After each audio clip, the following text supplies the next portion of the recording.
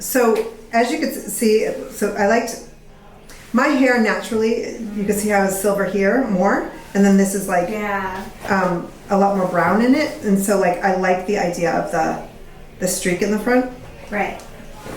Just because that's what's happening. Yeah. But I also liked. I just screenshot that. You know, I know my hair's not that dark. Yeah. But here's like honestly, I just want you to go. This is what's happening. This is my expertise. I'm going to do what I'm going to do and not worry about me, if that makes any sense. Okay.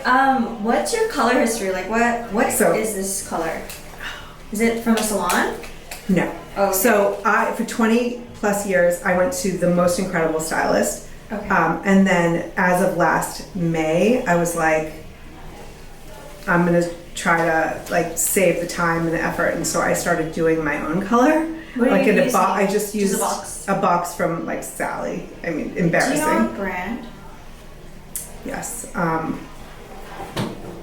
Do you know the options there? Like there's Ion, there's L'Oreal, is it any of those? It's not. Okay. I can look it up. Okay, it's fine.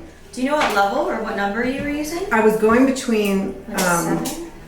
I was going between like a like a 6. This is so a 6? okay. So this is what happened though. Okay. In December, after we talked, yeah. I was like, I'm gonna do my hair because I've been a redhead. Oh, okay. For 20 years. Okay. And so off and on. Yeah. And so I was like, I'm gonna go brown one more time so that way when the gray grows out, because I don't like gray and red. So you want the front lighter, you want something a little bit more blended. You don't have a ton of gray in the back. It's like more pepper than salt. Isn't it weird how, I mean, you're used to it, it's probably not weird So for my you. only thing is that, okay, you did the color remover. Did you do highlights like in the last 3 years, 3 or 4 years? Yes, for sure. Okay. The last time was in May. In May. How light was it? Do you have a picture? Yes. And then when you did the box, did you darken the highlights? I just did all over. All over? Yeah. So you did. Okay. So let me show you. Yeah. Yes. Before the one in May, do you do highlights like once a year, twice a year? Whenever he felt like it needed to be refreshed. Okay. I don't really know but not all that often. I would say maybe twice a year. Okay. I think I sent it to you in text, but. Yeah. So the only thing is you are pretty warm everywhere. Because of that, you have 2 options. We can do a really heavy highlight, and then you'll still see a bit of this warmth in between the highlights. And the next time when you come in, I'll pick it up, and you'll get a little bit more of the warmth out. The other option is we can do more dimensional, and I can maybe do like a low light in between, but the low light, because you did color remover and everything, it fades in like 6 weeks. So you're still left with warmth. And then on top of that, it's my least favorite option because I need to highlight those pieces out anyways eventually. Okay. You know what I mean? So what would you recommend? My recommendation is to just go in and do a really heavy highlight, leave the warmth in between because we're going to pick it up next time anyways. Because it seems like going backwards if I add dark to it. Right. And then have to highlight it out again next time when you come in. You know what I mean? Right. It was 2023. So will it look like... You'll still see a little bit of warmth in between. I can do a heavier highlight than this client if you want, but you're going to feel really blonde. If your hair can get that blonde. That's the other thing, is you have old highlights that you darkened. I don't know how light you're going to be able to get safely. So whatever is ready, like let's say your highlights are right here, and right here is your box dye, right? Let's say the highlights, when I put in the foil, we're processing, this is like done, and you need to wash it off, and this is not. We have to wash it off. I see. And just tone according to wherever you're at. That's a possibility because of the box dye, and you covered the old highlights. I see. I won't know until I really highlight you. Right. Because it's kind of covered right now, and even though you did the color remover, it's really hard to tell because it's so even. You know what I mean? Like I can't distinguish where a highlight is versus where your natural box dye is. Right. And then Here, let me find. So you can see here, she's got pretty similar starting point. Oh yeah. There's a little bit of warmth you can still see from this client. Yeah. That's what I would recommend. We could do it heavier. Sorry. But that's kind of like what I think would probably be best in the long run based off of, why is this not working? What you have right now. Hold on. Yeah, I think that was the one. Right. So, and I did it lighter in the front too. A lot of the orange is out, but there's still a little bit. Because if we're going to do it dimensional, we got to leave it. And we could low light it, but again, if I'm going to lighten it next time, it just kind of puts a little bit more stress on the hair to have to lift the color out. Right. So at some point in the future, would it have more dark in it? Or? So the way that works is I normally tell my clients to wait as long as possible in between seeing me as we're going through this transition phase. Right. Because I don't like to low light the hair unless it's already on like totally solid blonde. Understood. So I would prefer if your natural is grown out and acts as that darker color. That's why I tell my clients to wait as long as possible. I see. So that it looks more natural and there's no fade to it because that's your natural hair. Right. But so it would be like that, and then we would let it grow out for a bit, and then as the dark comes in, then that's where the dark will come from. Yeah. Understood. Okay. Yeah. You're the expert. So that's what my highlights would look like. Okay, so it's not too heavy. Okay. Yeah. I'll try to see when I pick through it to try and avoid them as much as possible.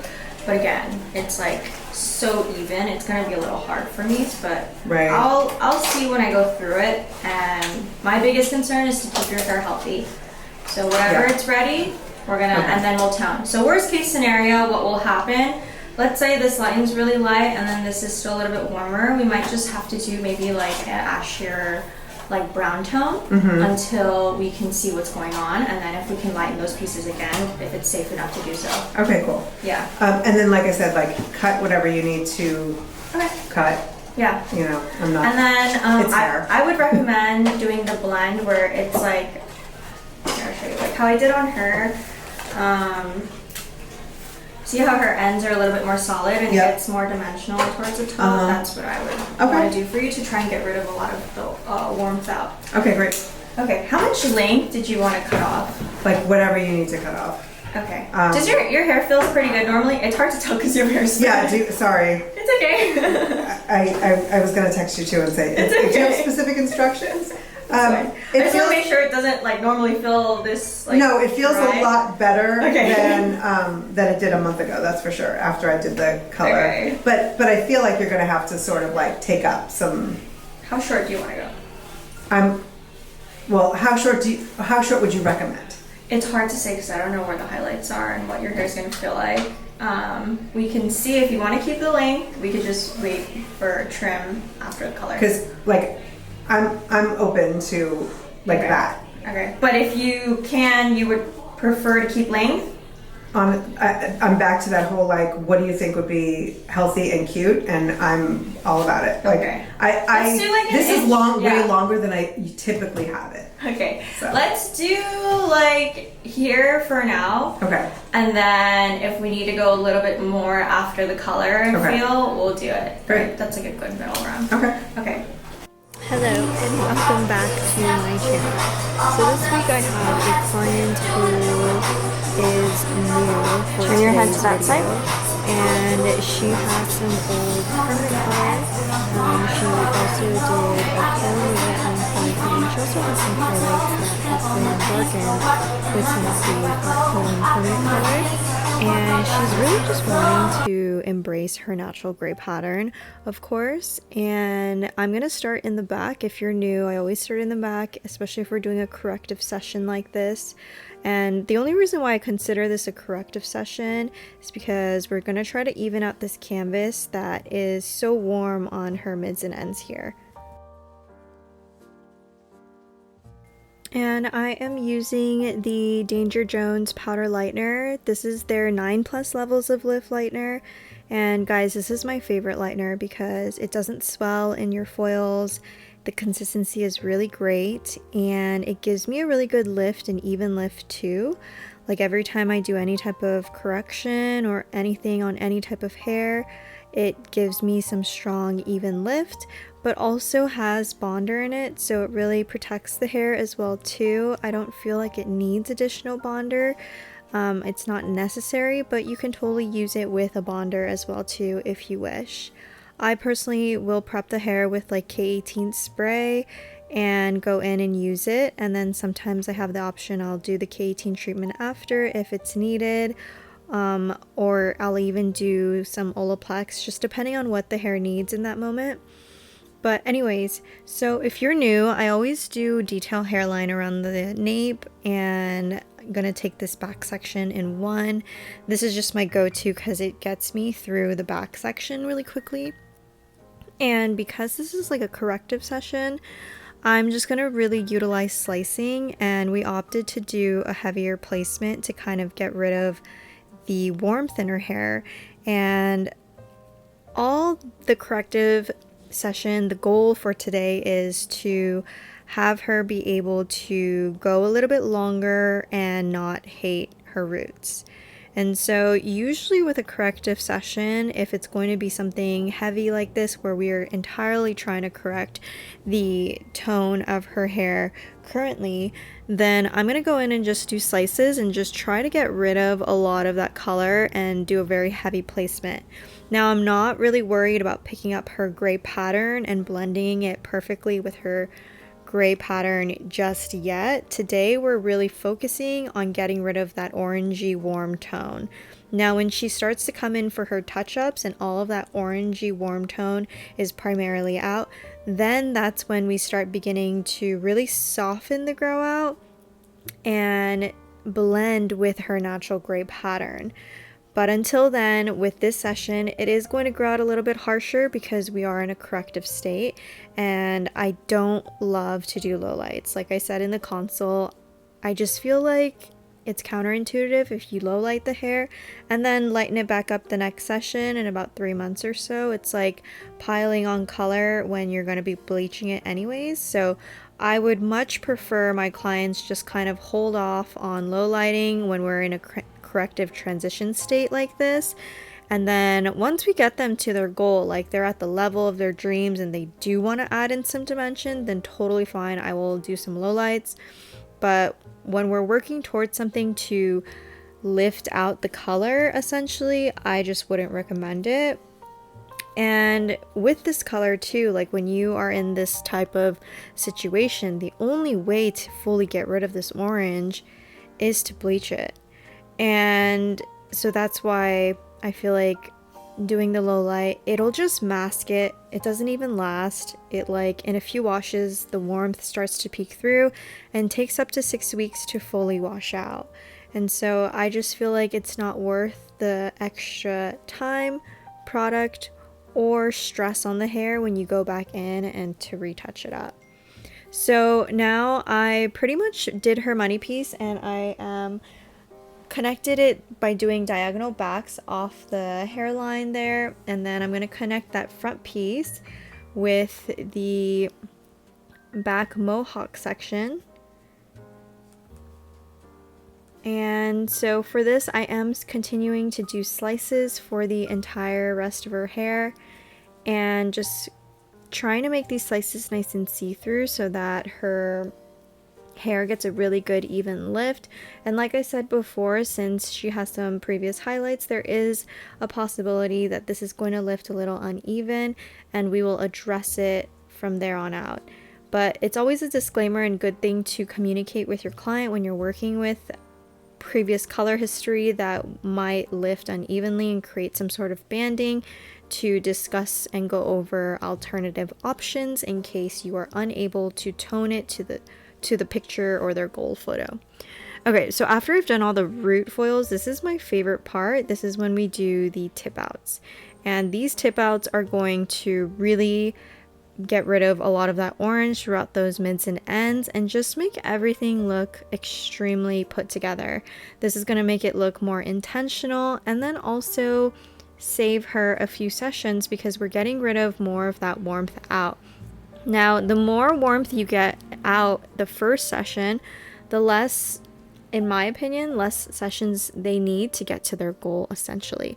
So if I can, I normally recommend most new clients who are in that stage where we're correcting the color out to just go all in, do the heavy placement. It's gonna grow out a little bit harsh if you have dark roots especially, but once all that color is out, then you can soften the grow out and really go anywhere from like 4 to 6 months or whatever you choose. I don't really put my clients on a specific schedule. I just let them know that I'm open to whenever they want to come in, as long as their hair can take it, or as long as they can space it out. Like the longer you space it out, essentially that's better on your hair anyways. As long as you take care of it, it's less bleaching and it gives me more grow out to work with essentially. So I would say that her hair lifted quite well. It lifted primarily to like a level 9 and some level 10s. And right now it looks more on the warmer side because yes, that hair that we left out that was in between from her previous color was pretty orangey. But now we're going to go in with the toner. For her toner formulation, for the root, I did a 6-01 from the Danger Jones Gloss Toners. And guys, if you haven't used these gloss toners, I highly recommend, if you're doing gray blending or any type of toning, that these are going to be your best friend because they are so hydrating. And just like I said with the lightener that it was formulated with Bonder, these toners are also formulated with Bonder, and it just makes like doing root shadows so much easier. And then now I'm going in with the artistic toners, and the artistic toners are more of an alkaline toner. It doesn't have a level to them, so it's just pigment. And I used the silver with their violet blonde, and this is going to help cancel out a lot of that warmth and create a really pretty violet-y silver for her. And I'm going to leave it on for about 10 minutes or so and just kind of smudge it in, make sure everything is covered and blended. I like to just extra like massage the color in with this type of color. What? How's it feel, Jackie? Oh my gosh. You like the front lighter, that piece, and Yeah, how it blends? I like, yes. Okay. Yeah. And then as it goes out, it'll get darker. Yeah, no, yeah. The root will get darker, yes. The color, this tone, doesn't get darker. Yeah. If you don't use that purple shampoo, it gets lighter and more golden. Okay. Yeah. That's crazy. Yay. How's it feel, Jackie? It feels so good. So Oh different. my gosh. Yeah, I'm like, I don't even recognize myself. Awesome. And just like that, a lot of that orange is now blended out. This is going to, if she doesn't use purple shampoo, fade into like a really pretty blonde tone, or she can maintain it with using some purple shampoo. And if you guys are interested in what purple shampoo I normally recommend my clients to use, it is linked in the description in my Amazon storefront. So I normally recommend everyone to use the Danger Jones Killer Blonde shampoo. It's my favorite, it's non-drying, and it has a lot of great purple pigment to help maintain this tone. But I absolutely loved it. Stay tuned for next week, guys. Next video, I am going to be showing how this faded out, her follow-up, and how I touch everything back up, just to kind of follow along with her gray blending journey. Alrighty, that is it for this week's episode. Thank you guys so much for watching and tuning in, and as always, I will talk to you guys next week.